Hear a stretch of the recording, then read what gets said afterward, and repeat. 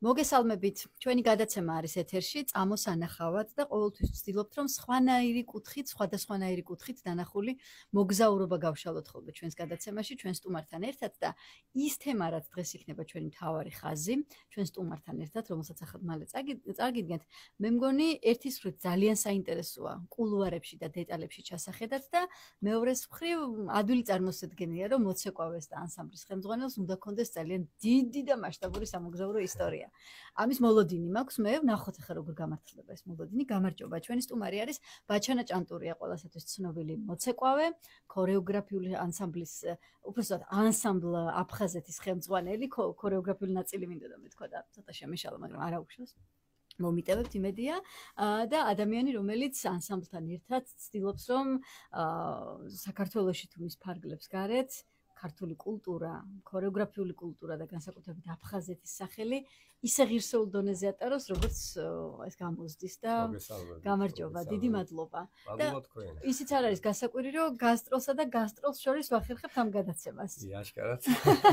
საცაა და მალე წახვალთ ინდოეთში, შემდეგ თქვენს კალენდარში არის გერმანია, ამ ყველაფერზე ვისაუბრებთ და საერთოდ ასეთი დატვირთული კალენდრით ცხოვრობთ? დაუბრუნდები თქვენს საწყის, ესე ვთქვათ, ეს არის სიმღერასაც ეკვის სახელმწიფო. ხო, ეს ჩემბრალერო ქორეოგრაფია. არა, იცით, ხო, ჩემი წინა, ესე ვთქვათ, ცხოვრებიდან გამომდინარე, არ არის გასაკვირი, რომ ქორეოგრაფიული ახსენოს ვინმე. და ხშირ შემთხვევაში არის ეს კვეთა და უნდა იყოს კიდევაც, რა თქმა უნდა.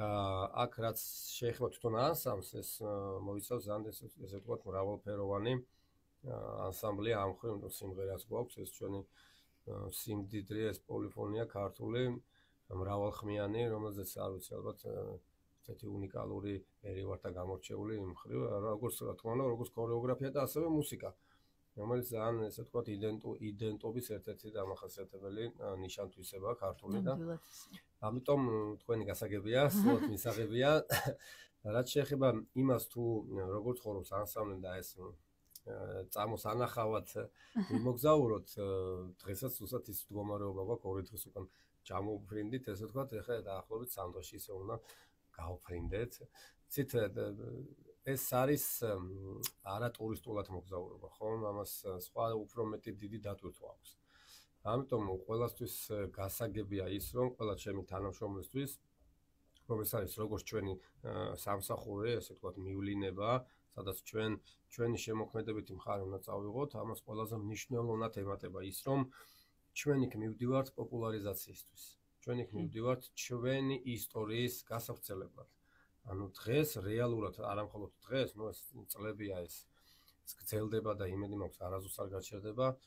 სოფლიოს ჩვენი ხელოვნებით უფრო მეტად გავაცანით საქართველოს, უფრო მეტად ამოიცნეს თუ ვინ ვართ, რა გენოფონდი გვაქვს საერთოდ რა ინტერესები გაგვაჩნია, რა მიდგომით ვართ და რა ტრადიციებს ატარებს, ხო ეს ფოლკლორში ალბათ ყველაზე მეტად ჭარბობს. კი, ნამდვილად. და ეს ყველა მიცის, იცით, ჩვენ ხანდახან გვაქვს ესეთი მოგზაურობა, რომ საერთოდ თითქმის დრო არ გვაქვს, რომ რომელიმე ქალაქის რაღაცა ნაწილი მაინც დავათვალიერო. ანუ ამდენ ქვეყანაში რო ხართ ნამყოფი, ეს არ ითვლება, რომ ამდენი ქვეყანა ნანახი. ეს ვერ მოასწრო. არის, კი, დიახ, გეთანხმებით. ხშირ შემთხვევაში შეიძლება ვერ თქვა ესე ხშირ შემთხვევაში, მაგრამ აი მე თვითონ როგორც ხელმძღვანელი ვხედავ, რომ აი მოგზაურობაშივე გვაქვს სირთულეები, რომ რაღაცა ავტობუსი ხშირ შემთხვევაში დარბაზი საკონცერტო სივრცე მე ისევ რაღაც სასტუმრო ავტობუსი და რაღაც საკონცერტო სივრცე დარბაზი. აქედან გამომდინარე მე თვითონ ხელმძღვანელი ვაძლევ იმის საშუალებას, რომ აი კონცერტამდე რეპეტიციის მსვლელობა როცა მიდის, ხო, რაღაცა ყოველ შემთხვევაში ვცდილობ მაინც რომ რაღაცა 1-2 საათი მივცე იმის საშუალება, რომ ეს ადამიანები გავიდნენ და ქალაქში სადავართ რაღაცა ნახონ ისეთი შესანიშნავი, რაც აუცილებლად უნდა ნახოს ადამიანმა, ხო? მაგრამ აქ გადართულები ვართ ის რომ ჩვენი საქმე უნდა ვაკეთოთ, ხო, ეს მიზნობრივად მივდივართ და ის ახლა ტურისტულად ერთი კვირა, ორი კვირა როცა იღებს და ეს უკვე სხვა შედეგს იღებ იქიდან. მაგრამ ჩვენთან იცით რა არის? და ჩემი აზრით ალბათ მე თვითონ ამდენი ქვეყანა, ამდენი მოგზაურები მაქვს, ესე ვთქვათ. ჯერ კიდევ სუხიშვილებიდან როგორც მოცეკვავე და ახლა ეს სუხიშვილებამდე, ჯავახიშვილის უნივერსიტეტში თითქმის წელიწადში 3-4 მოგზაურობა. ანუ ძალიან ესე ვთქვათ, ფართო მასშტაბები მაქვს მოცული ამ ხრივ. მაგრამ ყველაზე მნიშვნელოვანი ჩემთვის რა იყო, ისიც კი ქვეყანა, ქალაქი, რაღაცა იქ ღირსშესანიშნაობა, რაღაცა ხუროთმოძღვრების ძეგლები, რაღაცა მუზეუმები და შემდეგ, მაგრამ ყველაზე მნიშვნელოვანი იყო ისა დამოკიდებულება, რასაც ვცნობდით იქაური მაცხოვრებლების მხრიდან. აი ეს არის ალბათ ის უფრო მეტად გაგაცნობს იმ ქვეყანას, ვიდრე შეიძლება მაგალითად რომელიმე ესპანეთის ქვეყანაში იტალიელის შემოქმედება ნახო, ხო? არა, ჩვენ ესპანელი იქნება ეს ფრანგი, გერმანელი, მათი დამოკიდებულება ჩვენს მიმართ, ჩვენი ხელოვნების მიმართ ყველაზე მნიშვნელოვანი ეს იყო. მაშინ ვიცნობდი იმ ქვეყანას, როგორ ხვდებოდნენ ჩვენ. მერე ვიჩნდებოდა სურვილი. მერე უკვე ჩდებოდა რომ აბა სად ვართ და ავით ვიზოთ, გავით. ზუსტად ეს მინდოდა მეკითხა, რაც უფრო გამომსახველობითია ჩვენი კულტურა, უფრო მეტად ისეთ ქვეყანაში იღებენ ამას, ვისაც თვითონაც გამომსახველი კულტურა აქვს. აი სად მოხდა ყველაზე დიდი გადაკვეთები, სად გიგრძნიათ დარბაზში, რომ აი აქ არის ის, რასაც ველოდებოდა ყოველთვის. აი ისეთ ვისაც აქვს ფოლკლორი, ну ის და ხშირ შემთხვევაში თითქმის ყველა ქვეყანას თავის ფოლკლორი გააჩნია. მაგრამ ხო არის მე ძლიერი უფრო ვიღაცამ ის ფოლკლორი განავითარა და როგორც მაგათაც საქართველოს, ხო? ვიღაცას უბრალოდ როგორც სამუზეუმო ექსპონატი აქვს შემონახული და რაღაცა წელიწადში ერთხელ რაღაც კოსმოს შეიცვალა და ძალიან მინიმალისტურად, ხო? აი ვისაც ეს სიღრმისეულად, როგორც ესე ვთქვათ, გენეტიკურად, ისევე მოდაშიც აქვს აყვანილი მისი ფოლკლორი. ისინი ჩვენს ფოლკლორს ისე ღებულობენ, რომ აი სად ყოფილა გახსენებათ ეგეთ მაგალითი, აი რაღაცა მართლა განსაკუთრებული თანხმედრა სად მოხდა? აი ახლა უკრაინელები რო იღებენ ქართულ ფოლკლორს, ქორეოგრაფიას, მუსიკას, სიმღერას, მაგალითად აი დავიწყებ ესე ვთქვათ, პოსტსაბჭოურ სივრცეზე, აი ერთ-ერთი ყველაზე ესე ვთქვათ გამორჩეული ჩემთვის იმ პოსტსაბჭოურ სივრცეში უკრაინა იყო. იტალია, ესპანეთი, აი ის ალბათ ხასიათის ჩვენი რაღაცა გენეტიკურად რაღაცა სიმჭიდროვეს გვაქვს ამ კუთხით, ხო? აი ბერძნებს ძალიან მოსწონს, ძალიან ესე ვთქვათ და კარგად იღებენ ამ ყველაფერს. ну განსაკუთრებულად მაინც იცით, ევროპა უფრო ფართოდ იღებს ამ ჩვენს არა, ევროპის კონტინენტზე უფრო არის, კი, აუდიტორიაც ძალიან დიდია, რა თქმა უნდა. აზია, იცით, აი აზიის ქვეყნებშიც არაერთ ქვეყანაში ქონიან კონცერტი ჩატარებული, როგორც ანსამბლი აფხაზეთიდან, ისევე სხვა ჩემი წარსული ცხოვრებიდან. ისეთი აღფრთოვანებით ახლა როგორც მაგალითად ევროპაში იღებდნენ, აზიაში მე არ მიგზნია. კი, ოვაციებიც არის, კი რაღაც დამოკიდებულება თავის შეხედულებით, მაგრამ ამ კულტურას უფრო ალბათ ეს მხარეა უფრო სხვანაირად აღიქვავს. იქ უფრო მეტად ფასობს შოუ. ანუ აი რაღაცა 20 მეტრიდან გადმოხდა და ჰაერში რაღაცები დაატრიალა და ვიღაცის თავზე დადგა და ასე შემდეგ. ჩვენთან უფრო არის, აი როგორც გამოსახულობითი შეიძლება ითქვას, უფრო გრძნობი არის. იმიტომ რომ ყველა ცეკვას თავისი კოსტუმი და ასევე ხასიათი აქვს. ანუ ჩვენი მოცეკვავეები მსახიობები არიან, ხო რეალურად. აი ამას გრძნობს მაყურებელი და ეს მნიშვნელოვანია. ისინი იმუხტებიან სხვა გრძნობებით. ის არ არის მხოლოდ თუ აიცით, აი ვაუ, რა ქნა, არა. ვაუ არა, მას ტაონ დააყარა. ანუ ეს კონკრეტული გამოსახულებაა. აი სხვა გრძნობებია. ო, ბუნებრივია ხა, როგორც მაგალითად ესპანელმა იცის, რომ თავის ფლამენკოს რა ხასიათი აქვს, ლოგიკურად გაიგებს ჩვენს ხორუმს რა ხასიათი აქვს მაგალითად. ჩვენ თვითონაც როგორ ვიღებთ ფლამენკოს, ხო? აი ჩვენთანაც ხომ ახლოს არის, ხო ეს რაღაცა გიღვიძებს შინა სისხლიც რაღაცა ჩქარდება, ხო? აი რეალურად ეს კუთხე მაგალითად ჩვენს ფოლკლორსაც ისევე იღებს, როგორც ხდება ეს გადაკვეთა. ნუ ორი აზრი არის. ნუ შეიძლება მუზეუმები და ქალაქის ათვალიერება ვერ მოასწროთ, მაგრამ რა და დარბაზები გაქვთ ათვისებული.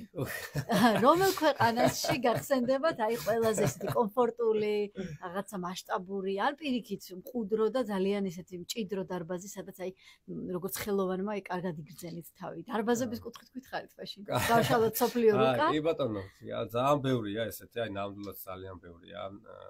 იცით, შედარებებს მოვიყვანე ხა. აი მუსკატში მაგალითად ომანში ოპერაში მაქვს ანუ კონცერტი ჩატარებული, სადაც სუ ოქრო, წითელი მუხა, ну რაღაც სასწაული ოპერაა და მაგრამ ის დატვირთვა მაგალითად არ ქონია იმდონის, როგორც აი ზუსტად 2 კვირის უკან გქონდა მადრიდში, ალბათ 400-500 კაციან დარბაზში, მაგრამ ისეთი ისტორიული დარბაზია, ანუ თეატრის დარბაზი იყო, რომ 3 და 4 წლით ადრე უნდა დაიგეგმოს ღონისძიება, რომ მოხდა იმ დარბაზში. იმ სივრცეში რომ მოხდა. და იყო პატარა, ალბათ სცენა გამოვიდა დაახლოებით 100 კვადრატი არც კი. და ერთი სახლის ესე ვთქვათ ზომა სცენა იყო, თითქოს კულისებიც ძალიან არ ქონია, მაგრამ ისეთი აურა იყო, ისეთი ალბათ იმ ქალაქში ერთ-ერთი ძალიან ღირსშესანიშნავი დარბაზი იყო და გზნობა სხვა იყო. ანუ ის რომ პატარა იყო, რაღაცა არ იყო მოოქროვილი, რაღაცა მოუჭვილი, რაღაც სასწაული რაღაცებით, რაღაც ხეებით ასე შემდეგ და არ იყო მდიდრულად გაფორმებული, მაგრამ ჩვენაირი ხელოვანი ადამიანი სუსტად აი სულიერება ის ძალიან ადამიანურ დონეზე დაყვანილი სცენა ჩვენს ალბათ უფრო მნიშვნელოვანი იყო რა. აი შეიკრა ის მოხდა ხო? და ის მაგათად ახ სულ ოქროთი და რაღაც წითელი მუხი. დიახ. მაგრამ ის უფრო იყო რაღაც მოხდა, ხო. აი ხა სანამ გადაცემაში შემოვიდოდით სტუდიაში, საუბრობდით იმაზე, რომ ერთის მხრივ ანსამბლის ხელმძღვანელი რო ხართ, ეს ცალკე პასუხისმგებლობაა, მაგრამ მეორეს მხრივ ძირითადად თქვენ ხართ აი საორგანიზაციო და აი ყველა რთული დეტალზე პასუხისმგებელი ადამიანი. რამდენი რაღაცა ხა მინიმუმ 50 კაცი ავიღო რომ იფრინავს. ფრენა, ბარგი, ყველას თავის ხასიათი აქვს, ზოგს ძინავს გზაში, ზოგს არ ეძინება, ზოგს ხუმრობა უყვარს, ზოგი პირიქით უჟმური ხდება.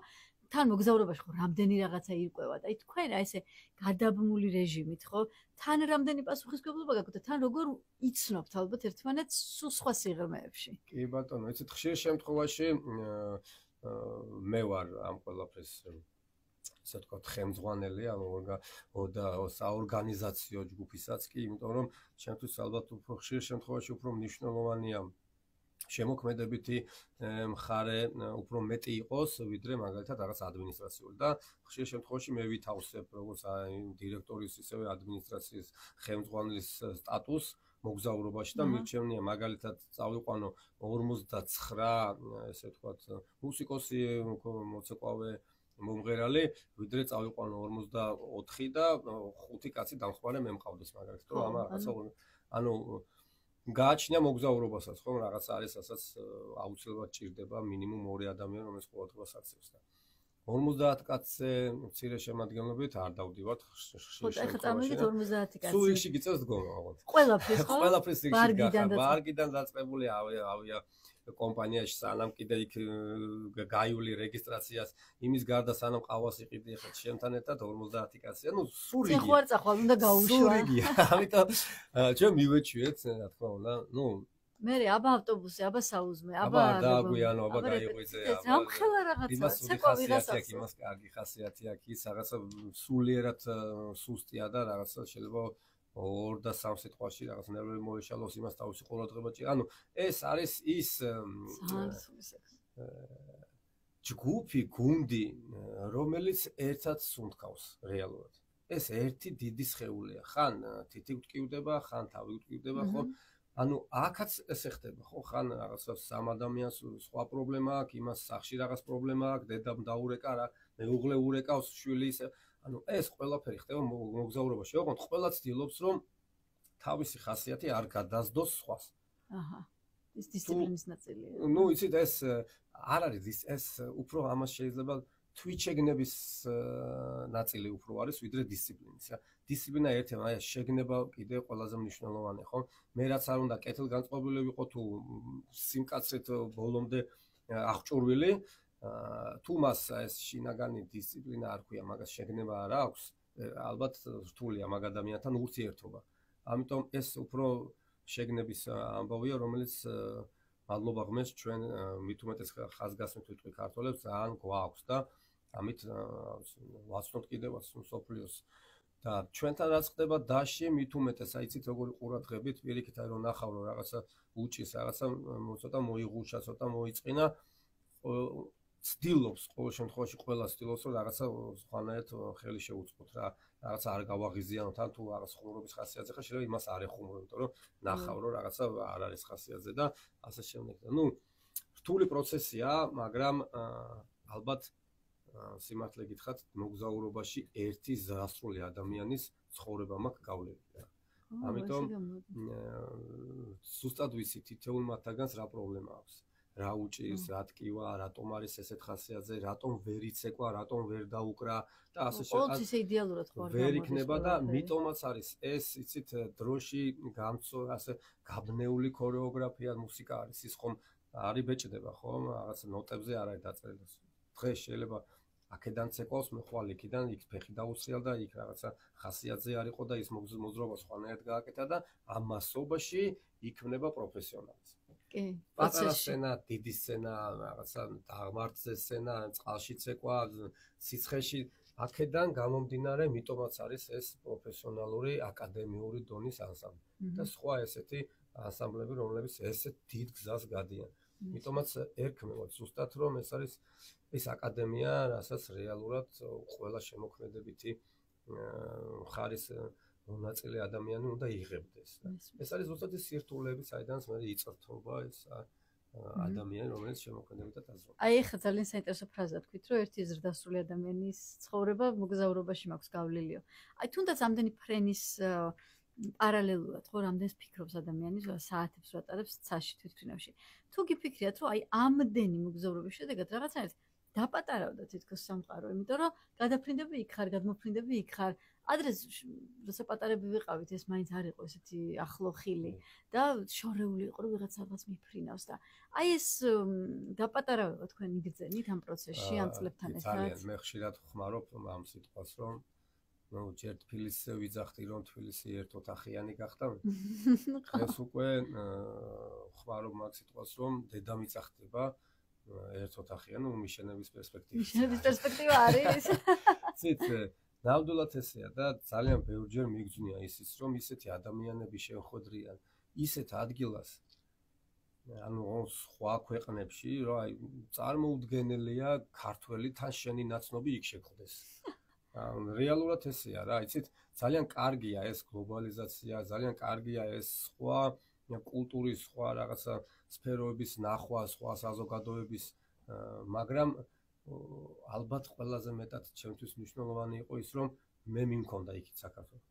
ხო, ეს რა თქმა უნდა, თქვენ ჩამოგწი. ჩამოგწი და იქ კიდე ქართველი ხდება. და იმას ჩემი საქართველო აინტერესებს, მე როგორი ჩავიტანე. ის იქ არის, კი, მენატრება უყვარს, გული მიუწევს იქით, მაგრამ ის ენატრება. და ესე დაგვაქვს ეს. და აქამდე დაგქონდა ავტობუსით. ხო, დავდიოდით კვირები, თვეები ავტობუსით, რომ რაღაცა გვეუმოგზაურა. დღეს აღარ გჭირდება და უფრო ხელმისაწვდომი გახდა. სოციალურმა სივრცემაც განაპირობა ეს ყველაფერი, მაგრამ აი ეს მიმოფრენა, უფრო თავისუფალი სავიზო რეჟიმები ნელ-ნელა რომ მოიხსნა, ამ ყველაფერმა ზუსტად განაპირობა ეგ, რომ ნამდვილად ხელმისაწვდომი გახდა, მაგალითად ისეთი შორეული კუთხე მექსიკაში ჩახვიდე და იქ რაღაცა კიდე სხვაგან გადაფრინე შიდა ფრენები განახორციელო. ეს ძალიან მნიშვნელოვანი იყო ჩვენი ქვეყნისთვისაც, იმიტომ რომ აქ კიდე ბევრი რაღაცა ისეთი შემოვიდა, რომ დააშენდა იმ ჩვენ ტრადიციებს, იმ ჩვენ ფუძეს, ბევრ რამეში, ხო, მარტო ქორეოგრაფიაზე და სიმღერაზე რომ ავიღოთ. ამიტომ განვითარდა კიდე სხვა ეტაპზე გადავედით და ალბათ ცოტა ხანში ერთ ოთახიც აღარ დავჭირდება. ერთ ოთახში ჩავეტევით, ხო? კი, მაგრამ ჩვენი გენოფონდი ისეთი ძლიერია, რომ იმ ერთ ოთახშიც კი თავს ამოყობს და ამიტომ აუცილებლად ამოფეთქავს. რა ხდება მაშინ, როდესაც არის ხანგრძლივი ფრენა და მთელი ანსამბლი ხარ თვითმფრინავში? ეს არის ტოტალური ძილი თუ ეს არის ტოტალური ცეკვა თამაში? არა, ვიცით, აი, ხშირ შემთხვევაში ცეკვა თამაშია ვიდრე ძილი. არ იღლების. აიცით, ფიზიკურად მოძრავი ადამიანი, რომელიც მუსიკოზეც იგივე შემიძლია თქვა, ნუ ხშირ შემთხვევაში მოცურავე უფრო ჭარბობენ, ხო? ანუ თან ახალგაზრდების ენერგიით სავსე ხალხი. წარმოუდგენელია ამ ადამიანის 16 საათი ახლა სკამზე ესე უფრო დააბა და გააჩერა, ხო? აი არ არსებობს. წარმოუდგენელია, მაშინ ალბათ რაღაც წარმოუდგენელი რომ მიიღოს, რომ 10 საათი ეძინოს. ესეთ რამე არ ხდება, ამიტომ მინიმუმ სიმღერა მაინც გვაქვს. ცეკვა თუ არ სიმღერა მაინც გვაქვს აუცილებლად, ნუ რა თქმა უნდა, გარემო თუ შეგვიწყო ხელი, ხო, ის სიმღერა 10 წუთიანი გრძელდება 9 საათი. მე მგონი პირველი აუდიტორია თვითმფრინავია ხოლმე თავისი ეკიპაჟის წევრებით. რაც უფრო ეგზოტიკურია, ალბათ უფრო საინტერესოა. ბევრი მოხმარებელი გვყავს, სხვათა შორის ის რა ქვია, ეკიპაჟის წევრები უკვე სოციალურ სივრცეში. იგიღებენ ვიდეოს, ხო? იგიღებენ და ნუ მე რა თქმა უნდა ის ვეძებენ ჩვენ სოციალურ სივრცეებს, იქ ინსტაგრამი, ფეისბუქი ასე შემდეგ და ძალიან ბევრი მომხმარებელი გყავს იქიდან. ხშირ შემთხვევაში იწერებენ, აბა ეხლა სად მიფრინავთ, სადა გაქვთ? ღონისძიებას, კონცერტების ამერიკას. და ასე შემდეგ. ყველაზე მეტად ცხოვრება გქონდა. ძალიან მაგარია. ეგ მართლა ძალიან მაგარია. ყველაზე მეტად სად და რომელ ქვეყანაში გიფიქრიათ, რომ აი მართლა სხვა სამყაროში ხართ? კორეა. კორეა. კულტურულადაც და დისტანციურადაც შორის არის. კორეა არის ესე ვთქვათ, რაღაც შტაბის სხვანაირად მოხდინეთ შემიძლია. ძალიან ახლა ჰონკონგიც ცოტა ესეთია, მაგრამ აი უფრო იქით ძალიან მნიშვნელოვანი რაღაცები განვიცადე, ვნახე, ცოტა რაღაცები ვისწავლე და კულტურაც ისეთ დონეზე აქვს, რომ არ ვიცი, ძალიან ჩემთვის ძალიან მნიშვნელოვანი მოგზაურობა იყო კორეაში. მოახერხეთ გასვლა, მოახერხეთ მათ კულტურასთან რაღაცნაირად შეხება და გაცნობა, ხო? თქვენ თვითონ აი სამოგზაურო რუტინაში რა გიყვართ ყველაზე მეტად და რა გეზარებათ ყველაზე მეტად, რაც აი ყელში ამოვიდა? ყველაზე მეტად რაც მიჭირს, ოღონდ ამას რა თქმა უნდა არ გადავცემ და არ ვანახებ, ეს არის აი სანამ ეს ადამიანები ავლენ თვითმფრინავის ბორცვზე. ჩაბარგდები. დიახ, ეს რაღაცა ბილეთები, შემდეგ ეს საბაჟო, ანუ ძალიან რთული პროცესია რა, იმიტომ რომ იქ საბაჟოზე შეიძლება კითხვები გაჩნდეს, იქ რაღაცა, ანუ 1000 რაღაცა. იმის მერე უკვე პრობლემა აღარ აქვს. მერე მიდის. კი, აი მე პირიქით ბედნიერი ვარ და სიამოვნებას ვიღებ ამ ადამიანთან ურთიერთობით. აი სარეპეტიციო სივრცე, მერე კონცერტი, მერე ისევ ავტობუსი, აი ეს ყველაფერი არის ჩემი ცხოვრების ალბათ განუყოფელი ნაწილი. უბრალოდ აი ეს პროცესი დასაწყისი, სანამ ეს ყველა ავალს და ვინმე არ დააგვიანებს და პასპორტები ყველა წესრიგში გვაქვს და შევალთ იქამდე ცოტა მიჩის, აი იმის შემდგომ უკვე მე უკვე ყველაფერი მიდის და ბოლოს არის დიდი აპლოდისმენტები. ძალიან. ეხლა სანამ ბევრი. აი ეხლა სანამ დასრულდება ჩვენ გაცემა უკვე მოვასწროთ და გითხარით უახლოეს აპლოდისმენტებს საიდან და საიდან ელით, სად მიდიხართ და რა ხდება თქვენს კალენდარში? აი ეხლა ძალიან მნიშვნელოვანი რაც მოხდა კიდევ აფხაზეთის ანსამბლის ასე ვთქვათ, ჩემს ყოფნაში ისტორიაში გერმანიის ტური დავგეგმეთ. ძალიან მნიშვნელოვანი, იმიტომ რომ ძალიან მეტი დიდი პერსპექტივა აქვს ამ მოგზაურობას. 11 ქალაქია, ბერლინით დავიწყებთ. საავადმყოფო კრედით ვამთავრებთ და 11 კონცერტი გვაქვს. უკვე ჩადიშტული ბილეთები იყიდება გერმანიაში. ოქტომბრის პირველი რიცხვიდან 14-ის ჩათვლით. იმის შემდგომ ვაგრძელებთ, მე უკვე პოლონეთი იქნება, ესპანეთი იქნება, ჩეხეთი იქნება. და იმედი გვაქვს, რომ ეს მოგზაურობა უფრო დიდი და დიდი გახდება. მე მგონი, აი მარსის კოლონიზაციამდე თქვენ აქ ყველაფერს აითვისებთ და მე მეორე ოთახი იქნება. პატარა მოგზაურობები გვაქვს, კიდევ საელჩოები გვიწევენ ხოლმე საქართველოს დღეებს და დამოუკიდებლობის დღეს მოლდავეთშია, იქ რაღაცა ლიტვა, ლატვია, ესტონეთი და ესეთი ქვეყნებში ყოველთვის გვაქვს ეს მცირე გასვლები. მცირე გასვლები. აი ესეთ გლობალური, რასაც ტურნე ქვია, ოქტომბრიდან საინტერესო. ახლა კი უახლოესი მოგზაურობა არის თქვენი ინდოეთში. ბედნიერ მოგზაურობას გისურვებთ. ცენტრალურ ქალაქში გაქვთ კონცერტი. მუმბაიში გაქვთ კონცერტი. დარწმუნებულია, რომ ინდოელი აუდიტორია იქნება აღფრთოვანებული, თქვენ მაგის გამოცდილება გაქვთ და ეხლა კიდე დაემატება ახალ-ახალი აპლოდისმენტები. ძალიან დიდი მადლობა. დიდი მადლობა, რომ აი ამ განრიგში, რაც მოგვიყევით, აი ეს დრო გამოყავით ჩვენი გადაცემა. წამოვიდეთ სანახავად თქვენთან ერთად. ერთხელ წავიდეთ აფხაზეთის კონცერტების სანახავად სხვა ქვეყნებში. დარწმუნებული ვარ, ეს კიდე საერთოდ სხვა ხიბლია. ფარგლებს გარეთ როცა თქვენ კონცერტი. საერთოდ სხვანაირი სხვა მიდგომა საერთოდ. დარწმუნებული ვარ. ძალიან დიდი მადლობა. ბევრი წარმატება და ბევრი ბედნიერი მოგზაურობა. თქვენს ანსამბლის წევრებთან ერთად. ბაჩანა ჭანტურია გახლდათ ჩვენი სტუმარი, ანსამბლ აფხაზეთის ხელმძღვანელი, ბედნიერება, წარმატებები ამ გადაცემის გამეორებას მოისმენთ 4 შაბათს საღამოს საინფორმაციო გამოშვების შემდეგ, ხოლო ჩვენ უკვე შემდეგ გადაცემას მომავალ კვირაში ახალი სტუმრით წარვადგენთ. ნახოთ საით წავალთ შემდეგ 2 შაბათს. მადლობა ნახვამდის.